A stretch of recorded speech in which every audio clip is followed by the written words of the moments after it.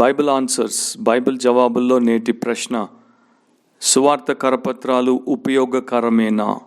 అయితే ఎందుకని అనేకులు కరపత్రాల పరిచర్యను ప్రస్తుతము చేయుటలేదు? కరపత్రం లేక ట్రాక్ట్ అనేది ఆర్ బ్రోషర్, హ్యాండ్బిల్, ప్యాంప్లెట్ అనేది ప్రపంచంలో అందరికీ సుపరిచితమైనటువంటి విషయమే. అనేక కారణాల చేత అనేక విషయాల కొరకు నిరంతరం వాడేటువంటి ఒక చాలా ఉపయోగకరమైనటువంటి మాధ్యమం. మతానికి సంబంధించినటువంటి విషయాలను ప్రచారం చేయడానికి, వ్యాపార సంబంధమైన విషయాలు ప్రచారం చేయడానికి, రాజకీయ విషయాలు ప్రచారం చేయడానికి, విద్యకు సంబంధించినటువంటి విషయాలు ప్రచారం చేయడానికి, అనేకమైనటువంటి ఉపయోగాల కొరకు దాన్ని నిరంతరం మానవ సమాజంలో వాడడం మనం చూస్తూనే ఉంటాం. సువార్త కరపత్రాలు, గాస్పల్ ట్రాక్ట్స్ అనేవి కొన్ని వందల సంవత్సరాలుగా ప్రపంచవ్యాప్తంగా అనేక భాషల్లో క్రీస్తు యేసు యొక్క సువార్తను నశించుచున్నటువంటి మానవులకు అందచేయడానికి ప్రేమతో ప్రార్థనాపూర్వకంగా ప్రారంభించారు. దాన్ని చాలా ఉన్నతంగా, ఘనంగా, ఎంతో ప్రభావశీలంగా జరిగించారు. ఈ సువార్త కరపత్రం అనేది శక్తివంతమైనటువంటి పరిచర్య. దాన్ని చాలామంది అర్థవంతంగా, చాలా ఉపయోగకరంగా గతంలో చేశారు. అయితే ఇప్పుడు ప్రస్తుత కాలంలో మార్పులు రావడం చేత కరపత్రాల పరిచర్య కనుమరుగైపోయింది. చాలామంది దాని గురించి ఆలోచించరు, దాని గురించి పెద్దగా పట్టించుకోరు. అది చెయ్యాలి అనేటువంటి ఆ తపన కానీ, తాపత్రయం కానీ వారిలో మనకు కనపడదు. ఎందుకని సువార్త కరపత్రాల పరిచర్య కనుమరుగైంది? కొన్ని కారణాలు నేను మీ ముందుకు తీసుకుని వస్తాను. ప్రస్తుతం క్రైస్తవ్యంలో వచ్చినటువంటి పెను మార్పులను బట్టి, ఒకప్పుడు క్రైస్తవ్యం దేవుడి మీద భయము, భక్తి కలిగి దేవుడి కొరకు విశ్వాస విధేయతలతో జీవించాలి అన్నట్టుగా ఉండేది. దేవుడి కొరకు వాడబడాలి అనేటువంటి తపన ఉండేది.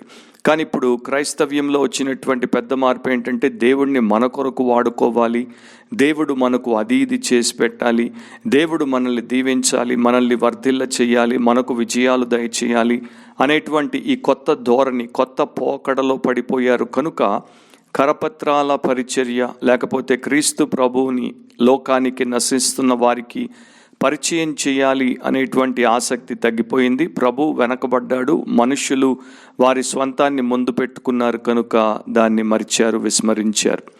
రెండవది, కొంతమంది చేసినప్పటికీ దాన్ని ఇన్ఎఫెక్టివ్గా, అంటే ఉపయోగపడని రీతిలో, శక్తిహీనమైనటువంటి రీతిలో చేశారు. దానికి సరిగా న్యాయము చేయక, దాన్ని సరిగా వినియోగించకపోవడం చేత వారు అనుకున్న, ఆశించినటువంటి ఫలితాలు వారికి కనపడలేదు. అందుకని వారు దాన్ని మానేశారు. మూడవది, ఒకవేళ చేసినా దాన్ని మరి ఇతరులకు ఆటంకాన్ని లేకపోతే కోపాన్ని రేకెత్తించేట్టు ప్రొవకేటివ్గా చేశారు. ఆలోచన లేకుండా ఆవేశంతో దాన్ని చేయబోయి అనేక రకాలైనటువంటి కష్టాల్లో, నష్టాల్లో పడినటువంటి వారు ఉన్నారు. కనుక ఈ సమస్యలతో మనకెందుకు గొడవ అని చెప్పేసి దాన్ని మానేశారు. నాలుగవది, ఇప్పటికి కూడా కొన్ని కల్ట్స్, మత భేదాన్ని కల్పించేటువంటి గుంపులు, తప్పుడు సువార్తను బోధించేటువంటి గుంపులు కరపత్రాల ద్వారా వారి యొక్క తప్పును ప్రచారం చేస్తూనే ఉన్నారు. అయినప్పటికీ ఇక ఆ రకంగా వాటి ద్వారా కొంతమందికి వచ్చినటువంటి సమస్యను సత్య సువార్తకు సంబంధించిన కరపత్రాలను పంపిణీ చేస్తున్న వారు ఎదుర్కోవడానికి మాకెందుకు వచ్చిన సమస్య అని చెప్పేసి దాన్ని కూడా విస్మరించి వదిలేశారు. కొంతమంది చేస్తారు, కానీ ఆసక్తి లేకుండా చేస్తారు. కొంత సమయం చేస్తారు, దాని తర్వాత మానేస్తారు. వారు చేయడానికి గల కారణం వారి సంఘము పురిగొల్పుతోంది కనుక, లేక వారి పాస్టరు వారిని పట్టుకుని అడిగి వారిని పంపాడు కనుక, ఇతరులు వారిని పిలిచారు కనుక, ఈ రకంగా నులివెచ్చనగా కొంత సమయము యేసుప్రభు యొక్క ప్రేమ సువార్తను కరపత్రాల రూపంలో కొందరికి పంచి ఆ తరువాత వారు మూలన పడిపోతారు. ఇవి సువార్త కరపత్రాల పరిచర్య వెనకబడ్డానికి, మరుగున పడ్డానికి గల కొన్ని కారణాలు. ఇప్పుడు మనము సువార్త కరపత్రాల పరిచర్య, గాస్పల్ ట్రాక్ట్ మినిస్ట్రీని ఎందుకు చేయాలో కొన్ని కారణాలు చెప్తాను. మొదటిది, it is a part of the great conversion. It is a part of the great conversion. గొప్ప మార్పు చెందినటువంటి వారి జీవితంలో ఇది ఒక భాగముగా ఉంటుంది. 1 పేతురు 2:1 ప్రభు దయాళుడని మీరు రుచి చూచి ఉన్న ఎడల అని రాయబడింది.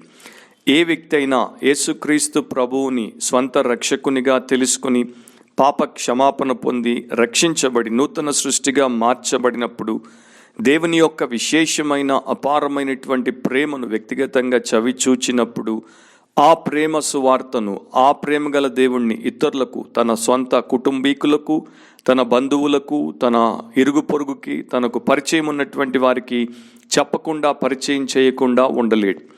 అనేక రకాలుగా మనం క్రీస్తు యేసు యొక్క సువార్తను ప్రచారం చేసేటువంటి సాక్షులముగా తయారవుతాం.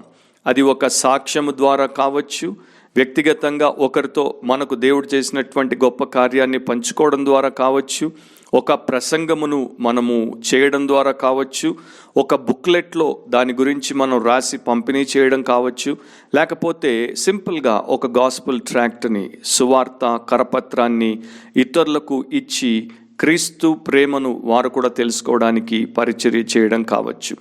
ఏదో ఒక రకంగా తప్పకుండా ప్రతి రక్షించబడినటువంటి విశ్వాసి దేవుని ప్రేమను, దేవుని శక్తిని, దేవుడి యొక్క జీవాన్ని వ్యక్తిగతంగా రుచి చూసినటువంటి ప్రతి వ్యక్తి కరపత్రాల పరిచర్యను తప్పకుండా చేయడానికి ముందుకొస్తాడు. ఒక ఉదాహరణ నేను మీకు ఇస్తాను. యేసుక్రీస్తు ప్రభువుకి బద్ధ శత్రువుగా, సంఘానికి పెద్ద విరోధిగా, క్రైస్తవ సమూహాన్ని సమూల నాశనం చేయడానికి నడుం బిగించి కంకణం కట్టుకున్నటువంటి వ్యక్తిగా సౌలు మనకు అపోస్తలుల కార్యముల్లో కనబడతాడు. 8వ అధ్యాయంలో ఏం చేశాడో మనందరం చదివి తెలుసుకోవచ్చు. 9వ అధ్యాయంలో దమస్కులో కూడా అదే పని చేయడానికి, తన యొక్క ఘోరమైనటువంటి పాపమును చేయడానికి, సంఘం మీద పడి దాడి చేసి వారిని చెరలోకి తీసుకెళ్ళడానికి, చంపడానికి పోతున్నప్పుడు యేసు ప్రభు అతడికి మార్గంలో ఎదుర్కొన్నాడు. అతని జీవితాన్ని తలక్రిందులు చేశాడు, అతన్ని రక్షించాడు, కన్నులు తెరిచాడు. అప్పుడు రక్షించబడినటువంటి ఆ సౌలు తర్వాత కాలంలో పౌలుగా దేవుడి కోసం గొప్పగా వాడబడ్డాడు. కానీ వెంటనే ఆయన ఏం చేశాడో అపోస్తలుల కార్యములు 9వ అధ్యాయం 20వ వచనంలో దేవుడి వాక్యం మనకు చెప్తోంది. వెంటనే సమాజ మందిరములలో యేసే దేవుని కుమారుడని ఆయనను గూర్చి ప్రకటించుచు వచ్చెను. సో వెంటనే ఆయన యొక్క న్యాచురల్ రెస్పాన్స్ చూడండి. రక్షించబడిన తర్వాత యేసు ప్రభు అని, యేసే రక్షకుడని తెలుసుకున్న తర్వాత ఇక తన్ను తాను ఆపు చేసుకోలేకపోయాడు. వెంటనే సమాజ మందిరాల్లోకి వెళ్ళి అక్కడ యేసే దేవుని కుమారుడని ప్రకటించడం ప్రారంభించాడు. సో ఈ రకంగా ప్రభు అయిన యేసుక్రీస్తుతో ఎవరికైనా ఎన్కౌంటర్ జరిగితే, ఆయన్ని నిజంగా వారు ఎదుర్కొని వారి జీవితంలో ఆయన కార్యాన్ని వారు చవి చూస్తే, ఆయన్ని వారు ప్రకటించకుండా, ఏదో ఒక రూపంలో ప్రకటించకుండా ఉండరు. మనం ఇప్పుడు గాస్పుల్ ట్రాక్ట్ మినిస్ట్రీ గురించి మాట్లాడుతున్నాం, సువార్త కరపత్రాల పరిచర్య గురించి మాట్లాడుతున్నాం కనుక తప్పకుండా దాన్ని వారు వినియోగించి ఆయన్ని అందరికీ పరిచయం చేస్తారు. 1 పేతురు 2వ అధ్యాయం 9వ వచనంలో, అయితే మీరు చీకట్లో నుండి ఆశ్చర్యకరమైన తన వెలుగులోనికి మిమ్మల్ని పిలిచిన వాని గుణాతిశయములను ప్రచురము చేయు నిమిత్తం. దేవుడు మనల్ని చీకట్లో నుండి ఆశ్చర్యకరమైన తన వెలుగులోనికి ఎందుకు పిలిచాడు? ఆయన యొక్క గుణాతిశయాలను మనం తెలుసుకోవడమే కాకుండా, వాటిని బట్టి హర్షించడమే కాకుండా, వాటిని బట్టి దేవుణ్ణి ఆరాధించి సేవించే క్రమంలో ఆయనను ఇతరులకు మనం పరిచయం చేసినప్పుడు ఆయన గొప్ప గుణాతిశయాలను ప్రచురం చేస్తాం. అందుకోసమే మనం ఏర్పరచబడిన వంశముగా, రాజులైన యాజక సమూహముగా, పరిశుద్ధ జనముగా, దేవుని సొత్తైన ప్రజలముగా ఉన్నాం. ఈ రకంగా దేవుడి కొరకు వాడబడ్డానికి దేవుడు మనల్ని రక్షించాడు అనేది మనం ఎప్పుడూ మరవకూడదు. మార్కు సువార్త 5వ అధ్యాయం 18 నుండి 20వ వచనం వరకు మనం చదివినప్పుడు, ఆయన దోణ ఎక్కినప్పుడు దయ్యములు పట్టినవాడు ఆయన యొద్ద తన్నుండనిమ్మని ఆయనను బతిమాలుకొనెను. కానీ ఆయన వానికి సెలవీయక, నీవు నీ ఇంటి వారి యొద్దకు వెళ్ళి ప్రభువు నీ యందు కనికరపడి నీకు చేసిన కార్యములన్నింటినీ వారికి తెలియచెప్పుమనెను. వాడు వెళ్ళి యేసు తనకు చేసినవన్నీయు దెకపొలిలో ప్రకటింపనారంభింపగా అందరూ ఆశ్చర్యపడిరి.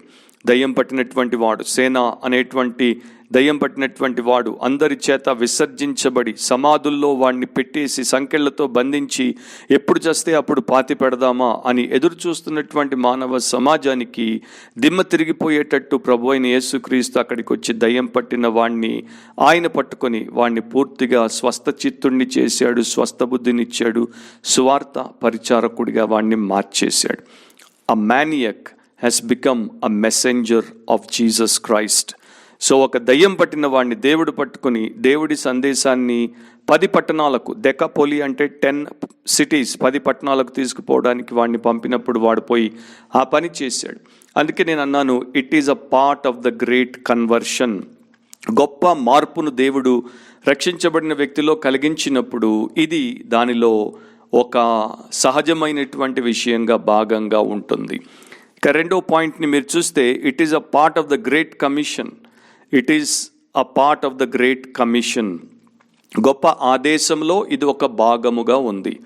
మార్కు సువార్త 16వ అధ్యాయం 15వ వచనం, మరియు మీరు సర్వలోకమునకు వెళ్ళి సర్వ సృష్టికి సువార్తను ప్రకటించుడి.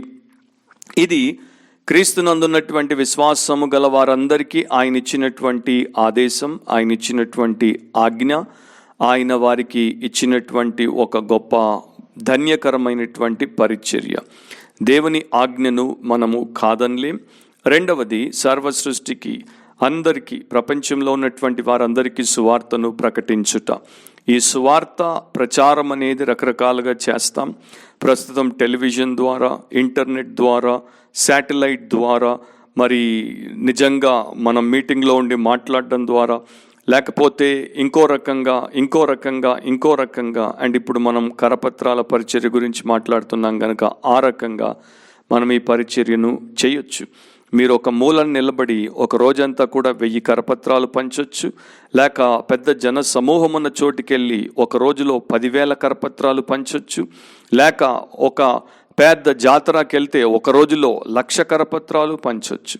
సర్వలోకానికి వెళ్ళి సర్వ సృష్టికి సువార్తను ప్రకటించమన్నప్పుడు వివిధ మార్గాల్లో దేవుడి సువార్తను ఇతరులకు అందించుట మన ధ్యేయముగా, మన లక్ష్యముగా పెట్టుకుంటే అనేక రకాలుగా ప్రభు ఆలోచన చెప్పి మనల్ని నడిపించి వాడుకుంటాడు.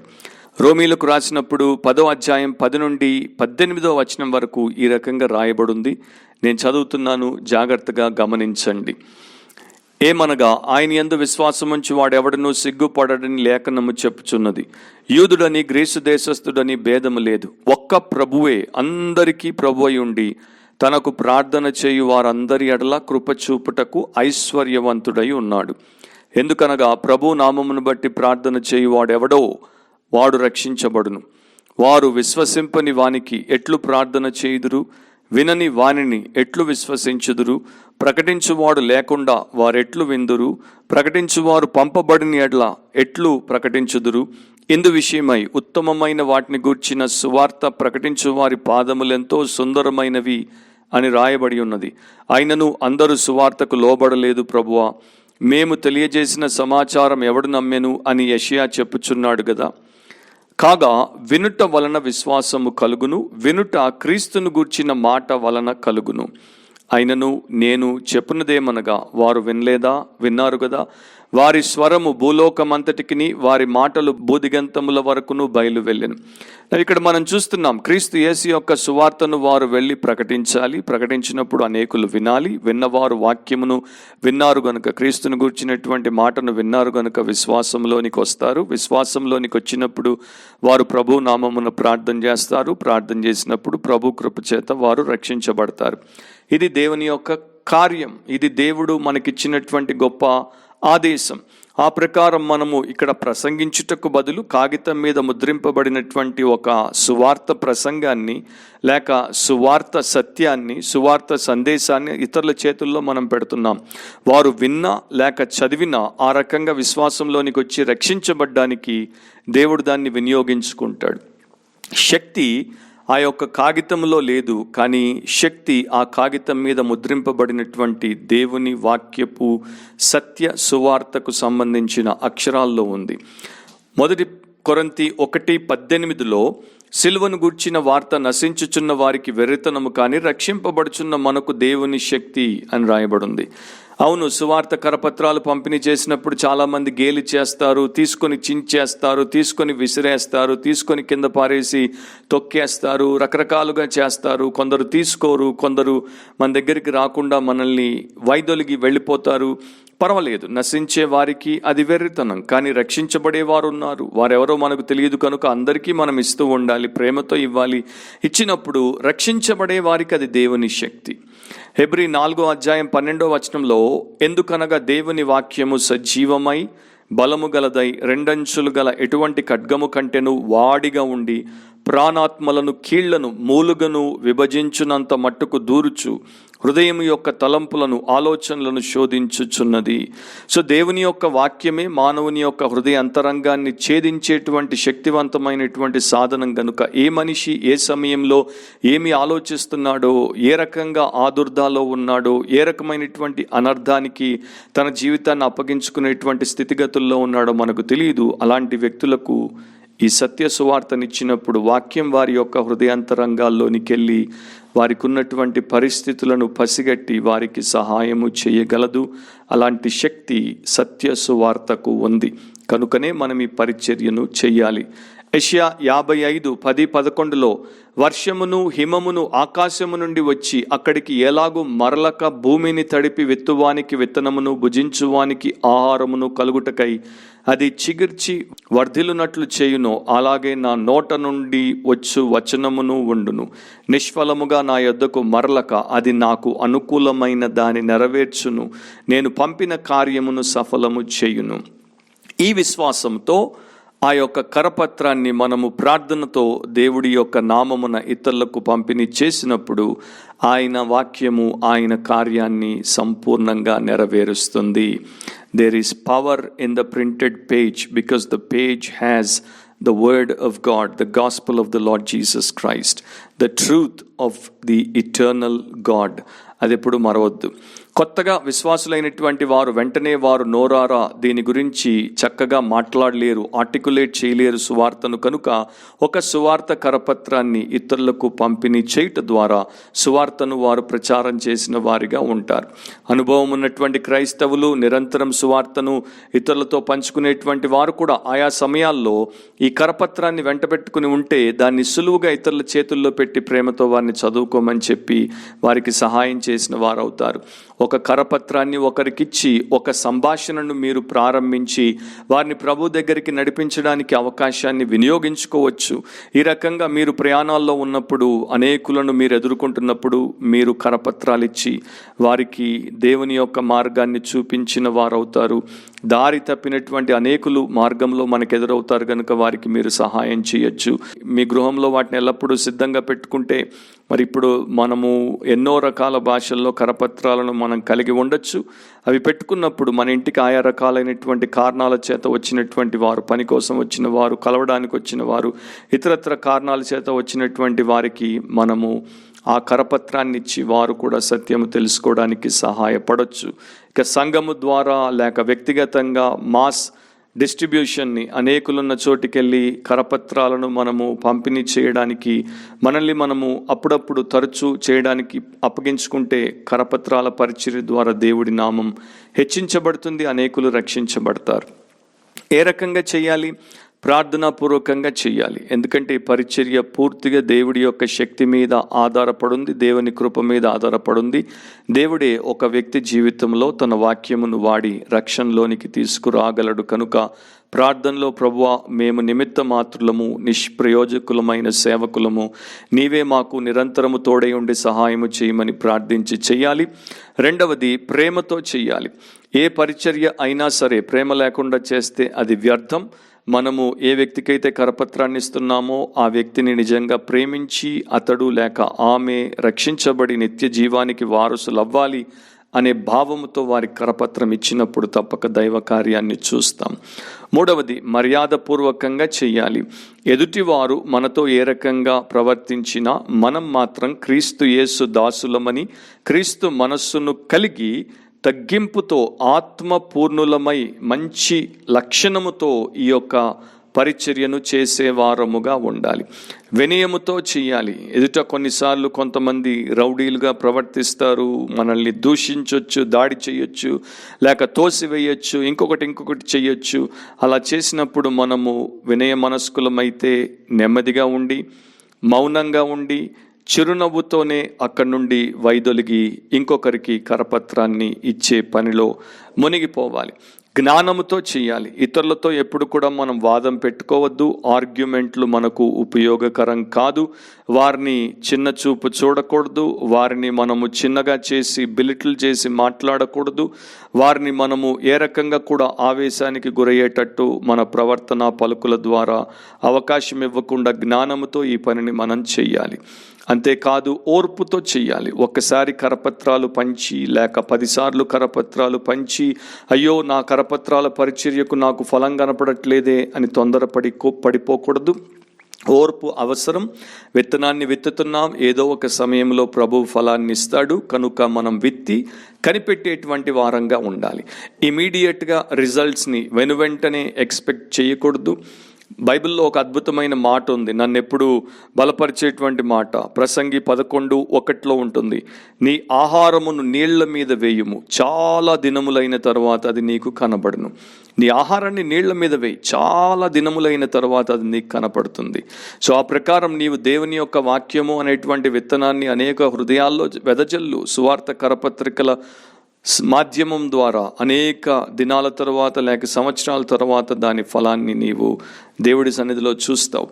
ఫెయిత్ఫుల్లీ డూ ఇట్ అంటే నమ్మకంగా దీన్ని చేయి. దేవుడి కొరకు ఈ పనిని యోగ్యమైనటువంటి పనిగా, ఎంతో ధన్యమైనటువంటి పరిచర్యగా ఎంచి ఒక్కొక్క కరపత్రాన్ని నీవు ఈ రకంగా ఇతరుల చేతుల్లో పెట్టి ప్రార్థిస్తే తప్పకుండా దేవుడు కార్యమును చేస్తాడు. అండ్ నా ప్రియ సహోదరి సహోదరులారా, దేవుడిచ్చినటువంటి ఒక భారమును బట్టి గత కొంతకాలంగా మేము సువార్త కరపత్రికను ముద్రించి గాస్పుల్ ట్రాక్ట్ని మేము ముద్రించి పంపిణీ చేస్తున్నాం. దాదాపు 11 భాషల్లో మా దగ్గర సువార్త కరపత్రికలు అందుబాటులో ఉన్నాయి. ఇంగ్లీష్ కాకుండా 10 భారతీయ భాషల్లో అందుబాటులో ఉన్నాయి. మీరు మమ్మల్ని సంప్రదించి వాటిని తీసుకొని వాడొచ్చు. లేకపోతే మా యొక్క యూట్యూబ్ ఛానల్లో గాస్పుల్ ట్రాక్ట్స్ ఫర్ ఆల్ అనేటువంటి ఒక ఛానల్ దీని కొరకు ఈ మధ్య తీయడం జరిగింది. దాంట్లో మేము ఈ యొక్క ఆడియో విజువల్ గాస్పుల్ ట్రాక్స్ని అప్లోడ్ చేస్తూ ఉంటాం. ఆల్రెడీ 4 అప్లోడ్ అయి ఉన్నాయి.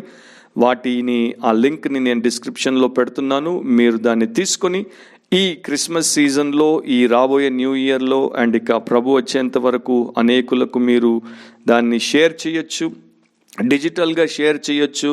లేక మీకు ఫిజికల్ కాపీస్ కావాలంటే మీరు మమ్మల్ని సంప్రదిస్తే అవి కూడా మీకు మేము అందించడానికి ప్రార్థనాపూర్వకంగా సహాయం చేస్తాం. ఏదైనా చెయ్యండి, కానీ ప్రభు అయిన యేసుక్రీస్తు యొక్క ప్రేమ సువార్తను 10 మందికి అందజేసేటువంటి గొప్ప ధన్యకరమైనటువంటి పరిచర్యను చేయండి. వారు చేయట్లేదు, వీరు చేయట్లేదు అని మనము ఫిర్యాదులు చేసి మనం ఏమి చేయకుండా ఉండే కన్నా మనమేం చేయగలమో దాన్ని మనం చేద్దాం. ఒక్కొక్కరు తప్పక గొప్ప వ్యత్యాసాన్ని కలిగించవచ్చు. ఇతరుల నిత్య జీవం కొరకు వ్యత్యాసాన్ని కలిగించవచ్చు. యేసు సిలువలో చేసినటువంటి బలియాగం కొరకు ఫలమును సాధించి ఆయన్ని మహిమపరచవచ్చు. ఎల్టన్ ట్రూ బ్లడ్ అనే ఒక దేవుని సేవకుడు సువార్తీకరణను అగ్నితో పోల్చాడు. ఇవాంజలిజంని ఫైర్తో కంపేర్ చేశాడు. ఆయన ఈ రకంగా అన్నాడు, క్రైస్తవులు క్రీస్తును ఎదుర్కొన్న తర్వాత ఆయనతో వారు ఆ సంబంధంలోనికి వచ్చినప్పుడు వెలిగించబడితే అప్పుడు ఇతరులను వారు వెలిగిస్తారు. సో సువార్తీకరణ అనేది క్రీస్తు యొక్క అగ్ని చేత మండేటువంటి క్రైస్తవులు ఇతరులను మండించినప్పుడు జరిగేటువంటిది. మనందరికీ తెలుసు అగ్నికి ఉన్నటువంటి స్వభావం మండుట. అదే ప్రకారము ఒక రక్షించబడినటువంటి క్రైస్తవుడు క్రీస్తు కొరకు మండుచు ఇతరులను మండించేటువంటి వ్యక్తిగా సువార్తీకరణ అనే పరిచర్యను జరిగిస్తాడు. అగ్ని మండకపోతే విడ్డూరం. అలాగే ఏ క్రైస్తవుడైనా సంఘమైనా సువార్తీకరణ చేయకపోతే అది కూడా ఆ తరహాలోనే విడ్డూరమైన విషయం. ఇక నుండి సువార్త కరపత్రాలు మీ దగ్గర పెట్టుకోండి. అవి ఇతరులకు షేర్ చేస్తూ, ఇతరులకు పంపిణీ చేస్తూ ప్రభువును మహిమపరచండి. అలాంటి కృప దేవుడు మనలో ప్రతి ఒక్కరికి అనుగ్రహించి దీవించునుగాక.